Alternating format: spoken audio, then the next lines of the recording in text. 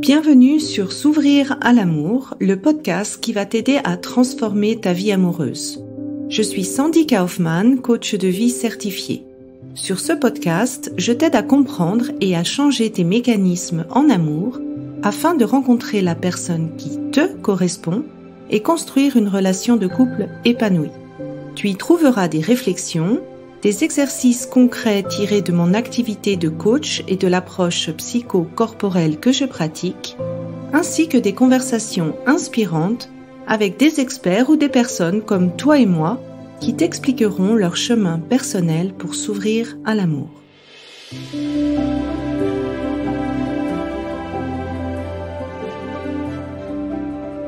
Tu écoutes l'épisode 69, comment parler de sexualité dans le couple.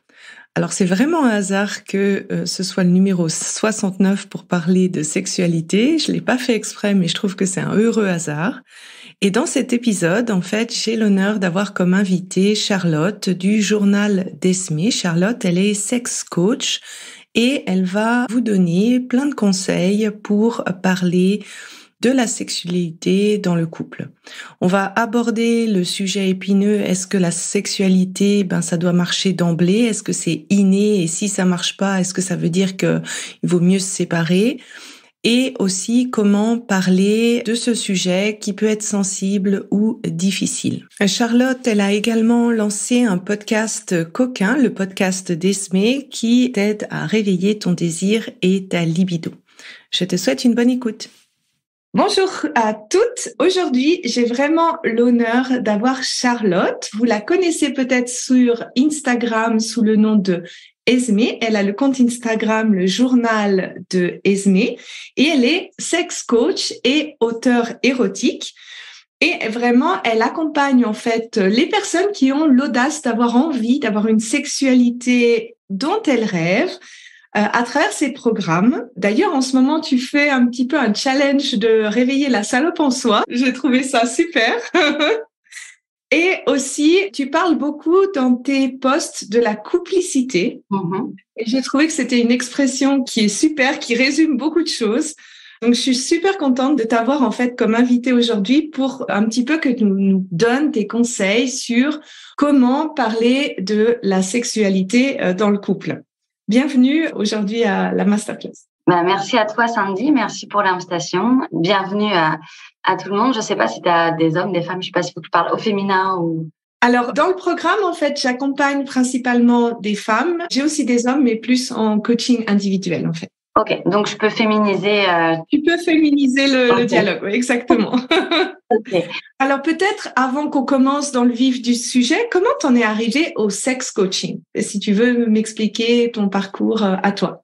Ouais, alors moi j'ai un parcours professionnel, je pense assez représentatif de ma génération. J'ai fait beaucoup de choses, j'ai testé pas mal de choses. En fait, j'en suis venue au sex coaching après un parcours personnel. J'ai vécu une rupture il y a maintenant 4 ans. J'étais dans un couple dans lequel j'étais depuis 10 ans. Et voilà, et en fait, de 19 à 29 ans, j'ai été en couple. Et donc, je me suis retrouvée célibataire à 29 ans et j'ai découvert le monde de célibat, j'ai découvert la sexualité. J'avais déjà un fort attrait pour la sexualité. C'était d'ailleurs un sujet vraiment de tension dans mon couple à cette époque-là. C'est pas uniquement pour ça qu'on s'est séparés, mais c'était vraiment un sujet de conflit pour nous parce que j'étais souvent plus en demande que lui. Et donc, je me suis retrouvée, alors j'ai fait Tinder, j'ai fait tout ça. Et puis, en fait, j'ai fait des rencontres qui m'ont amenée à découvrir ma sexualité via le BDSM dans un premier temps, des relations de domination-soumission. Ça a été une révélation pour moi. Et puis, petit à petit, je suis entrée dans le libertinage, etc. Et j'ai exploré finalement ma sexualité. Je l'ai même dévorée pendant 2 bonnes années. Et puis, il y a eu un moment où j'ai eu envie de raconter ces histoires. En fait, j'ai eu envie de raconter ce qui m'arrivait, comment je sentais, comment je vivais ma sexualité, parce que je sentais que ça changeait beaucoup de choses en moi. Et donc, j'ai créé la newsletter, le journal d'Esmé. Et j'ai commencé à raconter des histoires, donc soit des histoires qui m'arrivaient, soit des fantasmes, etc. Et puis, en fait, petit à petit, mes abonnés, j'avais un compte Instagram aussi, c'est là que j'ai créé le journal d'Esmé, qui était au début vraiment juste un compte de créatrice de contenu, plus un compte un peu érotique, avec des photos, etc. Et puis petit à petit, en fait, les personnes me demandaient des conseils. Ils me disaient, mais comment tu fais? Comment tu fais pour aller en club toute seule? Comment tu fais pour assumer ça? Comment tu fais pour le raconter? Et tes photos? Comment tu fais pour assumer ton corps? Et voilà. Et donc, petit à petit, en fait, ça a créé de l'échange avec ma communauté. Il y a 1 an et demi, en fait, il y a des proches et des femmes qui sont venues me voir en me disant, moi, j'ai vraiment besoin que tu me donnes des conseils. Aide-moi. Je dis, bon, bah, OK. Petit à petit, je me suis dit, mais en fait, je peux aider ces personnes-là. Et donc, j'ai créé un programme. Et j'ai embarqué les personnes qui étaient venues vers moi spontanément en disant, je peux vous aider. Devenez les bêta-testeuses, parce que c'est des femmes à ce moment-là, les bêta-testeuses de mon programme. Je vais vous dicter ma méthode et puis on va voir si ça vous aide. Et voilà. Et en fait, ça a créé mon programme Libido Boost, qui a commencé en janvier et c'est une belle aventure.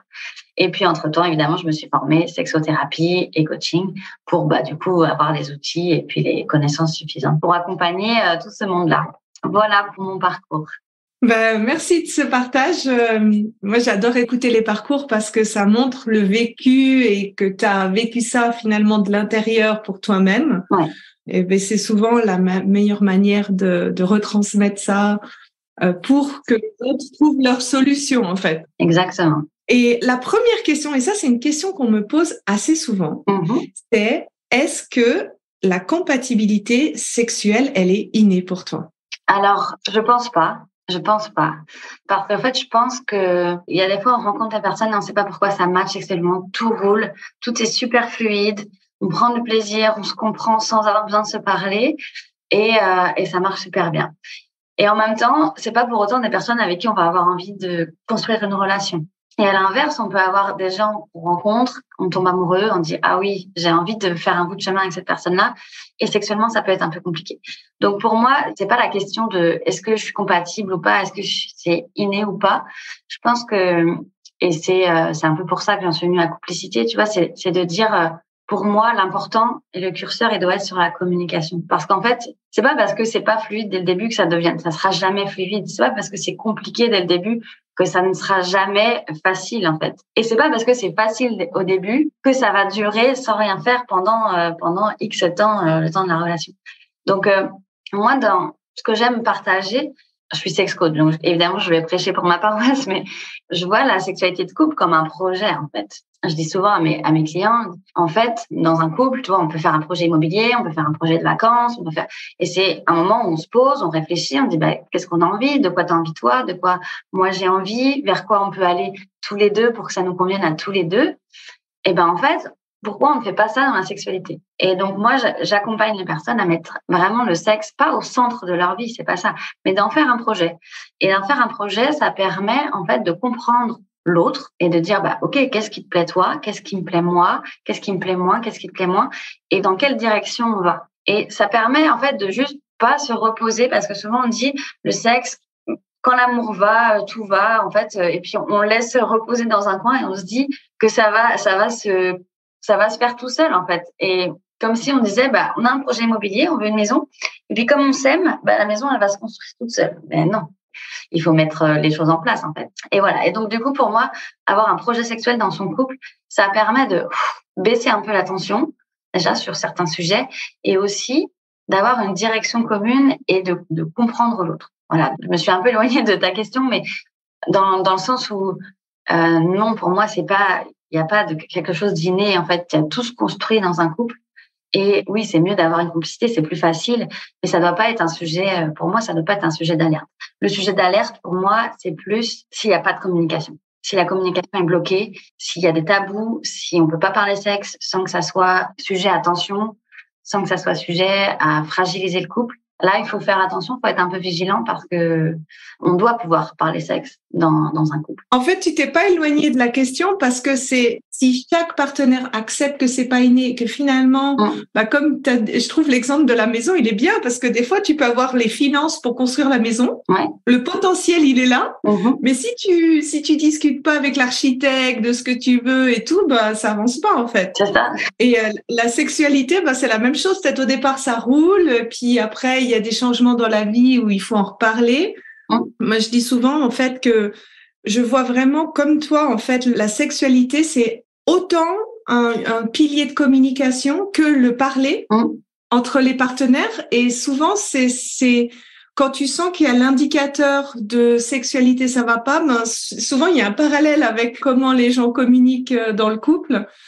Donc oui, j'aime beaucoup l'exemple de ta maison en fait, parce que ça fait concret, puis ça sépare en fait la pression qu'on a. Oui, si ça doit marcher, c'est que ça doit être inné, tout doit rouler de source dès le début en fait. Oui, et si ça fonctionne pas, ça veut pas dire que le couple s'aime moins. C'est ce qui est normal en fait, parce que la sexualité c'est aussi le lieu de l'intimité, là où on s'aime, là où on va vraiment expérimenter son amour et donner de l'amour à l'autre.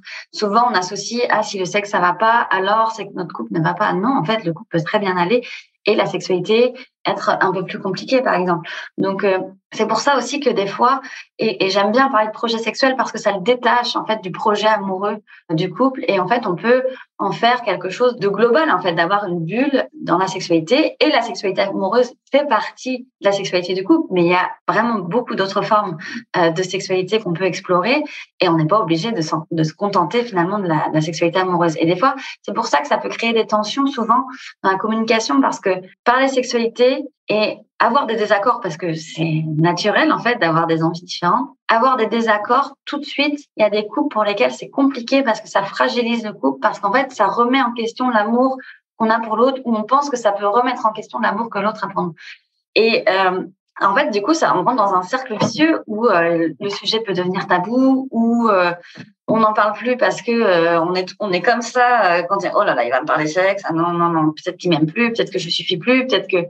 Et on monte dans la tour, alors qu'en fait non, il faut que ça puisse rouler, il faut que ça puisse s'exprimer, même si on n'est pas d'accord, même s'il y a des choses qui sont différentes en fait, et ben on doit pouvoir en tout cas en discuter de manière sereine dans le couple. J'essaye d'aider à travers complicité, comme tu disais tout à l'heure, c'est de dire comment remettre une discussion saine et apaisée sur la sexualité dans le couple, parce qu'on n'a jamais appris. Pourquoi tu penses en fait que c'est difficile pour les gens justement de parler de sexualité, avec l'expérience que tu as pu accumuler avec les personnes? Il y a énormément de raisons. Il y a celle que j'évoquais tout à l'heure, c'est spécifiquement dans un couple, la peur de perdre l'autre. Je pense que c'est la peur qui fait qu'on n'ose pas parler sexe, parce qu'on se dit, et je parle notamment pour les femmes, c'est pour ça que je fais le challenge des salopes là en ce moment, c'est pour dire aux femmes, on a toute une salope en nous et c'est ok de l'accepter et de pouvoir l'assumer.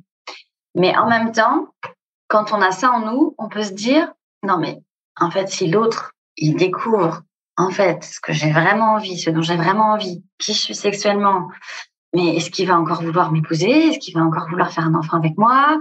Est-ce que il va vouloir rester avec moi? Qu'est-ce qu'il va penser de moi? Je peux pas être comme ça. Et là, je peux pas être comme ça peut venir par exemple de l'éducation, de me dire en fait on n'a pas parlé de sexualité en tout cas dans ma famille. Être quelqu'un qui apprécie le sexe, qui va être expressive, c'est pas du tout bien vu, donc on peut avoir été un peu serré, enfin tu vois, genre très restreinte, voilà, dans sa sexualité, surtout en tant que femme. Quand on se met en couple, on peut avoir la dichotomie mère-salope. En fait, je peux pas être la mère de mes enfants et puis la salope que j'ai envie d'être. En fait, c'est pas possible. En fait, alors que si, c'est possible. On a le statut de mère et on a le statut de femme en fait dans le couple. Et donc ça, c'est des raisons pour lesquelles on peut ne pas avoir envie de parler sexe, ou ça peut être compliqué. Après, il y a l'histoire personnelle aussi de chacun. On peut avoir vécu des choses compliquées dans la sexualité. Du coup, ça peut aussi créer des tensions. On n'a pas appris à parler sexe, ok, ni à l'école, ni dans la famille, ni même entre amis. Ça devient, on parle sexe sur les réseaux, etc. Mais c'est quand même un sujet qui est pas toujours facile à aborder. Et on peut parler sexe, mais on reste souvent en surface. Parler de soi, de ce qu'on aime, de ce qu'on a envie, c'est pas encore totalement socialement accepté, en fait. Et donc, en fonction des milieux sociaux dans lesquels on est, des cercles d'amis qu'on a, des cercles familiaux, ça peut créer un peu une chape aussi sur le couple pour s'exprimer. On peut avoir aussi tout simplement la peur de se connaître soi. Parce que c'est plus facile des fois de juste pas aller regarder ce qu'on a en nous, de pas aller chercher qui on est sexuellement, et puis faire comme si non mais moi tout va bien dans ma sexualité. Et l'autre peut dire non, moi je suis un peu frustrée. C'est ton problème, parce que moi tout va bien, moi ça va. À un moment donné, si on est un couple, quand l'un des deux trouve qu'il y a quelque chose qui va pas, c'est probablement que nous nous aussi on le ressent, mais peut-être qu'on peut pas aller le chercher, en fait, et qu'on peut pas aller voir ce qui se passe et pourquoi on veut pas ouvrir finalement la boîte de Pandore, pourquoi on veut pas ouvrir la discussion, parce que des fois, juste aller se découvrir soi-même, ça peut faire très peur. Voilà. Oui, j'aurais encore un cas que j'ai rencontré, c'est aussi, alors je sais pas comment je pourrais le formuler, mais ce côté transactionnel du sexe, c'est-à-dire si je fais pas telle chose ou si je fais pas autant de relations sexuelles par semaine, ça va pas aller. Donc ce côté un peu obligation qui peut rendre difficile. Je sais pas, c'est quoi toi ton... En fait, il y a plusieurs choses. Il y a ce que tu dis là, c'est plus la société a dit qu'un couple épanoui, c'est un couple qui fait l'amour 3 fois par semaine. Donc, si je fais pas l'amour 3 fois par semaine, c'est que mon couple n'est pas épanoui, c'est que mon couple a un problème. Donc, il y a des personnes qui vont, parce qu'ils n'atteignent pas ce quota, en fait, vont commencer à générer de la frustration, vont s'interroger, vont manifester de l'insatisfaction. Il peut y avoir ça. Et il y a aussi la pression sexuelle qui va être, un des deux vit une frustration et donc inconsciemment ou consciemment, il va un peu réclamer des comportements sexuels, des rapports sexuels en fait avec l'autre. Et en fait, ce qui se passe, c'est que souvent c'est inconscient. Mais ce qui se passe, c'est qu'en fait, si l'autre a une envie très forte et qu'il va en fait prendre les devants dans la sexualité tout le temps, l'autre partenaire en fait peut se retrouver en position de toujours dire non. Enfin, toujours, on s'entend, mais et en fait, j'ai été dans ce cas-là dans ma relation actuelle. Ça va être plus facile de parler avec un exemple. Mon chéri était vraiment très très en demande. Et moi, j'étais satisfaite du nombre de rapports qu'on avait. Enfin, je compte pas les rapports, mais j'étais vraiment bien par rapport à ça. Mais par contre, je comprenais qu'il puisse être frustré, donc on essayait d'en parler. Et en fait, ce qui s'est passé, c'est que comme il en avait envie, plus que moi, il était souvent dans la demande. Et moi, je me suis retrouvée dans une position dans laquelle j'étais souvent obligée de dire non, alors que ça se voyait, je pense que j'étais pas du tout dans une énergie sexuelle. Donc en fait, je suis rentrée dans un schéma où du coup, j'étais celle qui disait non. Et en fait, j'anticipais, et c'était difficile parce que c'est pas toujours facile de dire non aussi à l'autre. Donc moi, j'ai appris à dire non, ça s'apprend en fait de dire non et que l'autre apprenne à recevoir le non aussi. Et en fait, je me suis retrouvée dans une position où j'anticipais les moments où il allait me demander du sexe. Et donc, je me retrouvais dans un truc où ma libido, elle n'existait plus parce que j'avais pas l'espace, en fait, pour la vivre, pour la développer, pour créer de l'attente, créer des comportements un peu sexy, etc. Parce que je me sentais en fait complètement oppressée par l'envie très forte de sexe de mon conjoint. Et en fait, j'ai la chance d'être sex coach, donc du coup, j'ai pu aussi désamorcer la situation, l'expliquer à mon conjoint, lui faire prendre conscience en fait des comportements qu'il avait, desquels il se rendait pas forcément compte. Et en fait, petit à petit, il a compris qu'en fait, oui, en se remettant à une place un peu plus distancée et en me laissant l'espace de venir vers lui, en fait, ça réveillait ma libido et c'était beaucoup plus intéressant pour nous deux. Mais il y a beaucoup de couples, en fait, qui peuvent rester dans ce schéma-là où, du coup, en fait, j'ai parfois des hommes qui viennent me voir parce que c'est souvent dans ce sens-là, même si les deux côtés sont possibles. Mais j'ai des hommes qui viennent me voir et qui me disent, elle a jamais envie, elle a satisfait ta sexualité, machin. Et je me dis, dans quelle mesure ta libido, tes envies n'étouffent pas aussi ceux de ta compagne? Parce qu'en fait, à un moment donné, peut-être ta compagne, elle aurait envie d'exprimer sa libido. Si tu lui laissais l'espace, en fait, peut-être elle le ferait de manière très naturelle, en fait. Mais si tu es toujours celui qui va dire j'ai envie, tiens, et si on faisait ça, et les petits bisous, et qu'en fait, moi j'étais rendue à un point où j'osais plus faire un câlin à mon chéri. Je me disais, il va partir en vrille, il va penser que j'ai envie de sexe, alors que moi, j'avais juste à ce moment-là envie d'un câlin. Et ça veut pas dire que c'est juste un câlin sans sensualité, en fait. Mais je ne mettais plus de sensualité dans notre relation parce que j'avais peur que ça parte en ok, du coup là j'ai envie de toi, etc. Et que je sois obligée de dire non et d'en arriver à ça, en fait. Et c'était vraiment lourd pour moi. Et il y a des couples, en fait, qui vivent ça. C'est-à-dire que petit à petit, on va se couper de l'autre pour pas être celle qui dit non, celle qui frustre l'autre, et en fait c'est le cercle vicieux de la pression sexuelle, en fait. Et si la personne qui a plus d'envie, qui va être un peu plus demandeuse, modifie son comportement et voit les choses différemment et retravaille son rapport à la sexualité, en fait ça ouvre le couple, ça le fait respirer. Et la sexualité devient un peu plus fluide et en tout cas, ça laisse beaucoup plus d'espace à l'autre. Merci pour ton retour. C'est vrai, il y a ce côté, il faut faire autant de fois par semaine, et puis ce côté pression sexuelle. Et tu as déjà mentionné, moi, ce mot que j'adore, la complicité. Qu'est-ce que tu conseillerais aux gens qui ont envie d'aborder le sujet de la sexualité dans le couple, qui voient qu'il y a justement soit un qui dit toujours non, soit il y a des choses qui se passent mal. Comment aborder ce projet? Si tu as peut-être envie de donner aussi la définition pour toi de complicité, je te laisse aussi le faire par la même. Alors, complicité, c'est un nom que j'ai donné à mon programme pour parler de sexualité dans le couple. Et je trouvais que complicité, en fait, ça sonnait vraiment bien parce que c'est ce qu'on veut quand on veut discuter de sexualité dans le couple. En fait, on veut retrouver cette intimité, cette complicité, le jeu, en fait, parce que le sexe, de manière générale dans la vie et notamment dans le couple, ça doit être aussi du jeu, ça doit être du fun, ça doit être léger. Et donc, c'était ça que j'avais envie. J'avais envie de pouvoir donner les clés à mes clients, les clés pour, non pas une sexualité épanouie, mais au moins une discussion ouverte sur la sexualité et la possibilité de créer leur projet sexuel, en fait.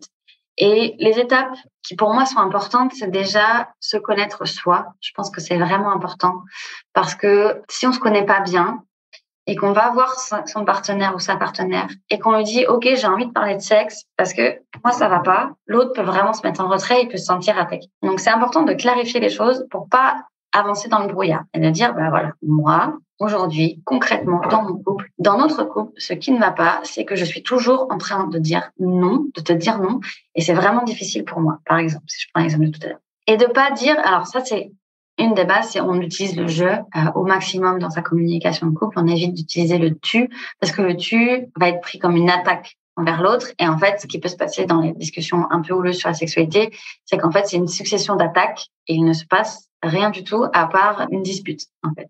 Donc, l'important, c'est de partir de son ressenti à soi. C'est pas, dans la situation que je vous ai expliqué tout à l'heure, c'est pas de dire t'as trop envie, tu me demandes trop souvent, t'es trop sexuel. Non, il a le droit en fait d'être comme ça. c'est sa sexualité, ok. Et c'est-à-dire, pour moi, c'est vraiment compliqué. Je me sens oppressée par ta sexualité et la façon dont tu l'exprimes. Je sens que j'ai pas l'espace de pouvoir exprimer ma sexualité, de pouvoir exprimer ma libido, de pouvoir exprimer mes envies. Et j'aimerais que ça puisse changer. Donc déjà, quand on dit ça, l'autre, normalement, ne se sent pas attaqué. Donc ça, c'est vraiment une base qui paraît toute bête, mais ça change vraiment la qualité des discussions dans le couple quand on passe du je, du tu attaquant au je ressenti. Ça, c'est vrai que tu peux la mettre dans la communication en général. Parce que tous les sujets, si on parle en jeu, ça va tout de suite mieux. Ça va tout de suite mieux. Bah oui, parce qu'on parle de soi, de ses émotions, et on n'est pas en train de dire non, mais tu m'as attaqué, tu m'as mal parlé. J'ai la sensation que tu m'as mal parlé. Je me suis sentie attaquée. Tout de suite, l'autre est à distance en fait. Donc, on lui permet de prendre sa responsabilité à cet endroit-là. Ensuite, ce qui est important aussi, c'est de se dire que l'autre c'est un partenaire, c'est un coéquipier en fait. Et ça, des fois, on l'oublie. On n'est pas là pour attaquer l'autre ou pour gagner quelque chose contre l'autre. On est là pour gagner le match ensemble, en fait. Et pour gagner le match ensemble, on va gagner si chacun des deux peut exprimer son plein potentiel, en fait. Et là, aujourd'hui, on a une discussion parce que l'un ou l'autre, ou les deux, n'arrivent pas à exprimer leur plein potentiel dans la sexualité. Et donc, c'est compliqué. Il faut vraiment avoir ça à l'esprit de dire, on gagne si les deux arrivent à une sexualité épanouissante. Je gagne pas tout seul, en fait. Le couple, il gagne pas si j'obtiens ce que j'ai envie dans la sexualité. Je ne gagne pas si j'obtiens mes 3 rapports par semaine. Non. On va gagner si, en fait, on comprend pourquoi on veut 3 rapports par semaine et pourquoi, en fait, il faudrait qu'on fasse l'amour tant de fois et qu'est-ce qui est important pour nous quand on fait l'amour, etc. Donc ça, c'est des choses à remettre en place. Et après, dans les étapes, moi, ce que je trouve important, si on est celui qui amorce la discussion dans le couple sur la sexualité, c'est de repérer avant les insécurités de l'autre et de dire, bon, aujourd'hui, on va parler sexualité. On l'a déjà fait. Quand on parle du nombre de rapports, par exemple. Alors là, c'est vraiment explosif. Donc ça, sujet très explosif. Quand on parle de sensualité, de se faire beau pour l'autre, de lingerie ou je sais pas quoi, ça va. Ça, c'est des sujets, ça va. J'ai déjà parlé d'ouverture du couple, d'aller en club libertin. Là, gros sujet d'insécurité, ça crée des tensions. Et en fait, de mapper un peu tout ça et de dire, OK, donc là, il y a une insécurité. Pourquoi il y a une insécurité?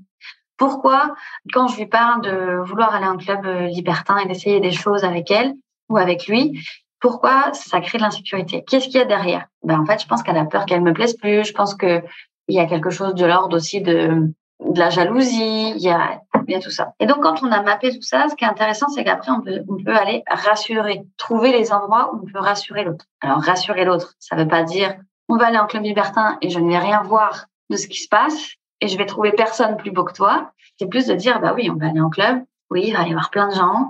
Oui, il y a sûrement des personnes que je vais trouver magnifiques. Mais l'important pour moi, c'est qu'on aille ensemble pour consolider notre couple et pour vivre une expérience ensemble. Donc, je ne ferai rien du tout avec lequel tu seras pas d'accord en fait. Et idem pour toi. Donc ça, c'est important en fait, de pouvoir aussi trouver les endroits où on peut rassurer l'autre sans l'infantiliser, sans dire mais non, évidemment, t'es le plus beau, il y a que toi que je regarde. Si c'est le cas, oui, mais voilà, c'est pas des arguments, je trouve très construits quoi. C'est ce que l'autre aimerait entendre, mais on n'est pas là pour donner à l'autre ce qu'il aimerait entendre. On est là pour pouvoir exprimer son point de vue en respectant l'autre aussi. Donc c'est un équilibre à trouver entre tout ça, et puis à essayer aussi de comprendre l'autre. Et pour comprendre l'autre, c'est important de pouvoir l'écouter. Ce que j'aime conseiller aussi, c'est pas forcément toujours facile à mettre en place au début parce que ça peut paraître pas très fluide comme forme de conversation. Mais quand on sait qu'on va aborder un sujet un peu tendu, ça marche pour la sexualité évidemment dans plein d'autres sujets, c'est d'écouter l'autre, d'avoir une phase où tu dis à l'autre, bon bah, je t'écoute sur ce sujet-là, je t'écoute. Et on ne dit rien, on ne commente pas, on ne dit rien pendant tout le temps que l'autre a besoin de parler du sujet. Et une fois que l'autre a terminé, elle dit bon, bah, c'est bon, j'ai terminé de parler de ce sujet-là. Et en fait, on ne va pas commenter, mais on va reformuler pour essayer de comprendre ce que vient de nous dire l'autre. Ok, donc en fait, si j'ai bien compris, tu me dis que quand j'évoque ce sujet-là avec toi, qu'on ne fait pas assez l'amour par semaine, tu te sens obligé de faire du sexe avec moi, tu as l'impression de pas être assez pour moi, que tu me satisfais pas assez. Du coup, toi, ça te fait peur pour notre couple, parce que tu as peur que j'aille voir ailleurs. Mais vraiment, on reformule en fait. On dit pas, mais n'importe quoi, pourquoi tu penses ça tu sais bien qu'il y a que toi que j'aime. Non, on se met à la place de l'autre. Et en fait, à se mettre à la place de l'autre, des fois, on tilte en fait et on se dit ah mais ouais, en fait c'est ça que tu ressens quand je fais ça. Ok, ah ouais, ok, d'accord, ben je comprends. Et du coup, à partir de là, une fois qu'on a compris l'autre, que l'autre nous a compris, on dit bon bah qu'est-ce qu'on peut mettre en place pour que moi ma frustration diminue parce qu'elle est quand même difficile à vivre, mais que toi tu te sentes pas oppressé en fait. Et puis là, ça devient intéressant parce que là on définit un projet sexuel, là on définit une direction commune dans le couple et chacun va pouvoir y mettre un peu sa brique en fait. On y met la brique et puis on dit bah non mais moi cette brique là non c'est pas bon pour moi. Ok, bah qu'est-ce qu'on peut mettre à la place et qu'est-ce qu'on peut essayer, qu'est-ce qu'on peut tenter et faire la technique des petites marches en fait parce que je dis souvent cet exemple là. Ici on arrive, on dit bon j'ai envie qu'on parle sexe parce que là chérie j'ai envie qu'on ouvre notre couple. Ok. Bon, bah là, déjà, niveau d'insécurité maximal, surtout. Là, il y a le tableau de bord qui clignote de partout en face. Wow, qu'est-ce qui se passe? Et en fait, la marche, elle est énorme. On dit, mais comment on va atteindre ça? Comment on va réussir à ouvrir notre couple? Alors qu'en fait, faire des petites marches et se dire, bah, peut-être l'objectif dans 1 an, 2 ans, 3 ans, ça serait d'avoir, par exemple, un couple ouvert. Bon, bah, peut-être que déjà, la première étape, c'est d'être bien nous deux vraiment dans notre sexualité à nous, pour pas que l'ouverture de couple soit un pansement, parce que sinon ça sert à rien. On emmène les insécurités dans des sphères encore plus tendues et ça peut tout faire exploser. Donc déjà, comment on peut nous se sentir mieux dans notre sexualité, se connaître mieux, se comprendre, qu'est-ce qu'on peut mettre en place, et puis petit à petit dire bon là on est bien dans notre sexualité, peut-être que avant d'ouvrir notre couple, peut-être qu'on peut essayer déjà d'aller voir ce que c'est, je sais pas, un club. Essayer de discuter avec des gens qui ont ouvert la sexualité, voir ce que ça a créé, parce que ça veut tout et rien dire. Enfin voilà. Et donc, mais ça, une fois que le dialogue est là, c'est beaucoup plus fluide et c'est beaucoup plus facile. Et surtout, pas de tension, quoi.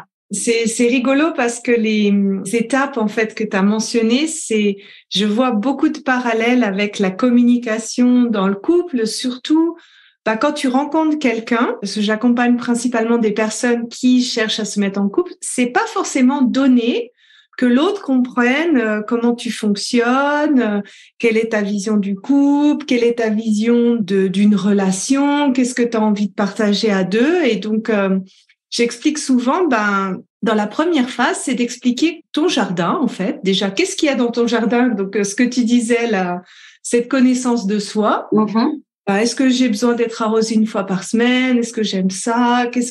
Comment je fonctionne? Connaître le jardin de l'autre, finalement. Exactement. Et puis, voir là où il y a les points communs, où il y a les choses qui nous enrichissent finalement les uns et les autres, en fait. Et aussi, cette discussion d'écouter l'autre, c'est aussi quelque chose que je recommande beaucoup parce que c'est la base, en fait, du dialogue imago, parce que ça évite qu'on cherche à répondre à l'autre ou à trouver une solution sans avoir écouté l'autre, en fait. Exactement. Des fois, en fait, on est buté dans notre idée, on est un peu obstiné parce que, évidemment, pour nous, c'est la meilleure solution. Évidemment que notre couple sera mieux si on fait l'amour 3 fois par semaine. Évidemment que tout ira mieux, on sera plus complice, on s'aimera plus. On est persuadé de notre idée, en fait. Et on peut pas concevoir que l'autre puisse se dire, mais non, en fait, on peut faire l'amour 1 fois par mois et notre couple peut très bien aller. Mais on peut pas aller comprendre l'autre si on reste buté et si on dit mais non mais n'importe quoi, mais pourquoi tu me dis ça, mais non mais un couple épanoui, regarde, je suis allée sur tel site, regarde les statistiques, les couples heureux, etc. Ce qui est important, c'est d'être vraiment dans l'écoute. Et je trouve ça aussi très intéressant de ta métaphore du jardin parce que dans la sexualité, il y a aussi un point que parfois en couple, il est compliqué d'accepter, c'est que chacun a son jardin en fait et que en fait chacun a sa sexualité et il y a notre sexualité de couple. Mais c'est pas parce qu'on arrive en couple que l'autre n'a pas encore sa sexualité. Donc ça passe, évidemment, ça peut être la masturbation, ça peut être regarder des films porno, etc. Tout ça, quand on arrive en couple, ça ne s'annule pas en fait, et ça ne vient pas empêcher une sexualité de couple. C'est pas parce que l'autre va se masturber, que l'autre va regarder des films porno, que il nous aime moins ou que la sexualité de notre couple, ça veut dire qu'elle est pas au top. On peut faire un jardin commun. Vraiment très fleuri avec plein de choses. Et puis, chacun peut garder une petite part de son jardin aussi parce qu'on a besoin de continuer à se connaître. On a besoin de comprendre ce qui nous provoque du plaisir, ce qui crée notre désir aussi, etc. Donc, je trouvais que c'était important de le souligner. Oui, je dis souvent, en fait, le couple, c'est une cerise sur ton gâteau. Et donc, forcément, tu dois explorer ton gâteau pour pouvoir savoir qu'est-ce que tu veux comme cerise, en fait. Ouais. Et c'est rigolo parce que alors, j'ai jamais vraiment fait un travail sur ma sexualité, mais j'ai remarqué que, comme je t'avais dit tout à l'heure en off, que ma sexualité s'était embellie ou que c'était plus facile pour moi à partir du moment où j'avais été beaucoup plus dans l'écoute de moi, l'écoute des besoins et en fait, finalement, d'agir en alignement avec mes besoins. Savoir dire non quand on veut pas, savoir dire oui à ce qu'on veut, aussi demander ce qu'on veut. Et c'est vrai que ça rejoint vraiment ce que tu as dit, en fait, sur cette notion de complicité. C'est cette notion de se connaître soi-même d'abord, d'explorer aussi avec son jardin, de ce que tu as dit. Pour moi, c'est indispensable.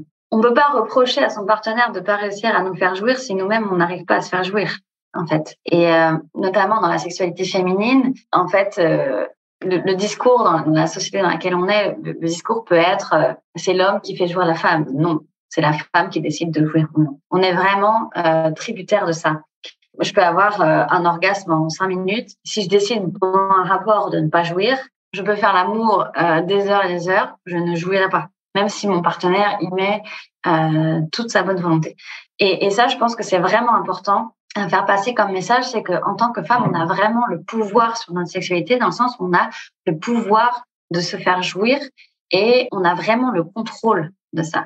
Et donc, si on attend d'un partenaire qui nous satisfasse sexuellement, en fait, on va être tributaire de lui et de la sexualité du couple pour satisfaire notre propre sexualité. Alors que si on enlève du couple et de notre partenaire le poids, la responsabilité de notre orgasme, la sexualité est beaucoup plus fluide, en fait. Par exemple, si vous avez un rapport et que le partenaire va jouir plutôt, si c'est un rapport avec pénétration par exemple, le partenaire jouit, vous n'avez pas joui. Dans un couple, si c'est toujours ce schéma-là, ça peut être vraiment très frustrant. Sauf que si vous avez pris le pouvoir sur votre orgasme et votre plaisir et que vous en avez parlé à l'autre, bon, en fait, t'as joui, ok. Moi, ce soir, j'ai aussi envie de jouir. Je vais sortir mon vibro. Est-ce que t'es ok que du coup on continue le rapport de cette façon-là, par exemple, ou est-ce que t'es ok que je me masturbe à côté de toi, ou est-ce que tu es OK pour continuer à me toucher parce que si tu me touches comme ça, moi aussi je vais jouir, puis là j'ai envie aussi d'avoir ce moment-là. Et donc ça c'est possible par l'exploration de soi-même, en fait, par l'exploration de soi-même et d'oser. Et là après c'est pas forcément facile pour tout le monde, des blocages, on peut avoir des insécurités, des peurs, une honte aussi à se toucher, à se donner du plaisir. Donc ça se travaille aussi. Mais c'est vrai que c'est indispensable pour moi. Oui, c'est marrant. Je vois aussi le parallèle, en fait, dans le couple, quand on dit, mon partenaire, il doit satisfaire tous mes besoins. Mm-hmm. Ça met une pression incroyable au couple, comme ce que tu as dit sur la sexualité, en fait, finalement. C'est ça, et surtout sur l'orgasme féminin, c'est un peu le sujet. Il y a beaucoup d'hommes qui sont encore dans la performance, donc s'ils n'ont pas fait jouer leur partenaire, ils se sentent pas bons, ils ont pas confiance. Des hommes qui vont se mettre la pression parce qu'ils ont pas envie de jouir trop vite, donc du coup ils sont plus dans le rapport, ils sont dans s'il te plaît, tiens le coup. Donc du coup, si vous avez un homme qui fait ça, vous pouvez être à peu près sûr que le rapport sexuel il est un peu déconnecté. Vous êtes là, hey, non mais en fait ça va. Tout va bien. C'est pas grave. Et si tu me fais balader, descends de ton cerveau, s'il te plaît. Oui, on verra ce qui se passe. Et en fait, l'orgasme n'est pas une fin en soi. Et si j'ai envie de jouir, t'inquiète pas, j'ai pas besoin de toi. Je saurais te montrer le chemin ou je le ferai par moi-même et c'est ok. Et là, il y a des hommes, des fois, c'est un peu genre, comment ça, t'as pas besoin de moi pour jouir? Non, mais, non, mais voilà. Donc, c'est aussi un apprentissage. Et, on parlait des insécurités tout à l'heure, de rassurer les insécurités, de dire, oui, je sais me faire jouir sans toi, mais ça veut pas dire que j'ai pas besoin de toi dans ma sexualité. Ça veut pas dire que j'ai pas envie d'avoir une sexualité avec toi. Ça veut pas dire que tu es inutile dans ma sexualité. Ça veut juste dire que je t'enlève la pression de mon orgasme. Donc, c'est plutôt pas mal, quoi. Mais c'est de la discussion à avoir, en fait. C'est de la discussion à avoir. Il faut être pédagogue, il faut être bienveillant, attentive, etc. Ce que tu viens de dire, ça me fait rappeler que finalement, en fait, le couple comme la sexualité, c'est autant un miroir de soi à soi que le miroir de l'interaction avec l'autre, en fait. Exactement. On peut pas avoir en l'autre, on peut pas reprocher à l'autre quelque chose qu'on n'a pas en nous, en fait. Et le couple est vraiment un très beau véhicule de développement personnel, hein. Ça permet d'avancer sur soi, en fait. Moi, j'appelle ça des challenges. Les difficultés qu'on rencontre, par exemple, dans mon couple. Je dis pas qu'on a des problèmes ou des difficultés. Je dis on a des challenges parce qu'un challenge, en fait, ça se relève et, ça se prend à bras le corps. Et quand on l'a dépassé, on sait que notre couple, il est pas comme la semaine d'avant. Il est renforcé. Ouais. Et en fait, on construit ça. Et dans la sexualité, c'est pareil. La sexualité, ça sera jamais quelque chose de linéaire. Ça sera jamais quelque chose les besoins évoluent, en fait. On n'est pas les mêmes en début de relation, 2 mois de relation que quand on est en couple depuis, je sais pas, 10, 15, 20 ans, évidemment. Et du coup, de prendre en compte ces changements-là, dès le début, d'instaurer une discussion autour de la sexualité, ça me paraît vraiment très sain parce que c'est plus facile de parler sexualité dès le début, quand ça va bien, la sexualité, que 3 ans, 4 ans, 5 ans après, quand on n'a jamais évoqué le sujet, et puis que là, ça commence à être vraiment tendu parce que, en fait, on s'est pas écouté, qu'on n'a pas mis ça en forme de projet, et on attendait comme par miracle que l'amour nous fasse avoir une sexualité toujours plus épanouissante. Mais non, il y a de la conscience à mettre dessus. Voilà. Ah, c'est rigolo, c'est ce que je dis dans la communication. Merci de ton partage en tout cas. Et si les gens maintenant ont envie d'approfondir leur complicité, d'approfondir ce sujet, où est-ce qu'ils peuvent te trouver? Alors, le plus simple, c'est sur Instagram. J'ai mon Instagram, @lejournal-esme, parce que c'est là que je poste régulièrement. J'ai aussi une newsletter, en fait, à laquelle vous pouvez vous abonner, www.lejournaldesme.fr. Ça, c'est ma newsletter. Et en fait, sur mon Instagram et sur ma newsletter, il y a tous mes liens pour mes différents programmes, les parcours gratuits. En ce moment, s'il y a des femmes qui sont intéressées, j'ai mon challenge gratuit, le challenge des salopes, qui commence la semaine prochaine pour aller à la rencontre justement de la salope en soi. Et voilà, et commencer à la découvrir et avoir des pistes d'action. Donc, si vous avez envie de vous inscrire à ce challenge, le lien est sur mon Instagram. Et voilà, ça va être une belle aventure. Il y a déjà plus d'une centaine de femmes qui sont inscrites. Ça va être très sympa. Puis ça permet de faire ça de manière fun et décomplexée. Ça va être une belle expérience. Voilà. Et quand je l'ai vu sur ton Instagram, j'ai trouvé que le titre était très bien, le challenge de la salope. Non, mais c'est vrai, c'est cette partie de soi que des fois on n'ose pas assumer et ça fait du bien de l'assumer aussi. Ouais, et elle est en nous, en fait. On a tous une salope, toutes, en fait, une salope en nous, et quelle qu'elle soit, en fait. Et juste aller la rencontrer et dire, OK, oh, t'es là, d'accord, OK. De dire oui, j'ai envie de la rencontrer, j'ai envie d'aller expérimenter avec elle, de dire non, mais je sais qu'elle est là, elle est bien au chaud et je suis bien comme ça, mais juste au moins d'aller faire un petit aller-retour et se dire ok, d'accord, je vois ce qu'il y a en moi et c'est assez sympa. Je voudrais te remercier pour ton intervention qui, j'espère, en fait, va inciter les gens à vraiment parler ouvertement de la sexualité dans leur couple. Et merci encore pour tous tes conseils. Je mettrai bien sûr toutes tes références, soit en haut ou en bas, ça dépend où les gens vont regarder ou écouter cet épisode. Merci beaucoup en tout cas pour ton temps aujourd'hui. Merci à toi, Sandy. J'ai passé vraiment un très bon moment. Et j'espère en effet que ça vous aura peut-être permis de vous dire ok, oui, je peux parler sexualité. Ça paraît une montagne, mais étape par étape, ça se fait très bien. Et puis je vous souhaite à toutes de rencontrer le prince que vous attendez et puis de profiter de la vie. Oui, et puis allez vous inscrire au challenge. Ça va être marrant, ça va être vraiment trop chouette. Au revoir tout le monde. Bye bye.